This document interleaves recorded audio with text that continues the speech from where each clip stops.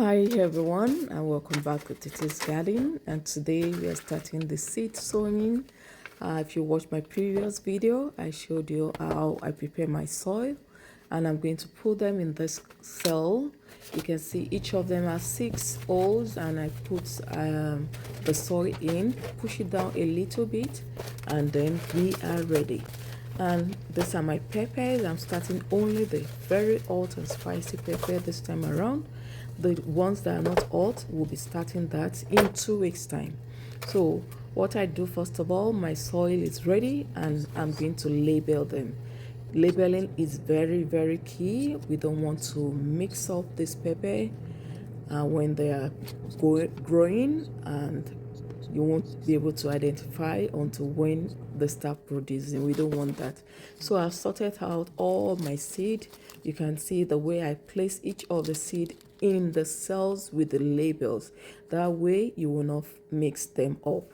And in each of the cells I can put probably 2-3 seeds, just in case one does not germinate. And remember, I'm still going to transplant them from these cells. This is just for them to germinate and grow, probably the first set of true leaves, and I'll be moving them to a bigger container with time.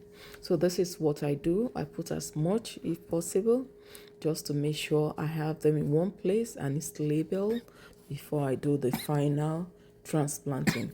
Once you place your seed in, you push down a little so that when the roots starts coming out, it doesn't get loose or die off. It's going to stick to the soil. You can also add more soil once you put them in, just to cover it. We don't want the seed, especially pepper seed, to be exposed. Put them, cover it up. And if you look at my soil is wet, but in case it is not, you can go ahead and wet it. I'm just going to do this just to show you my soil is wet already. Remember, I used hot water in that, and that makes the soil moist.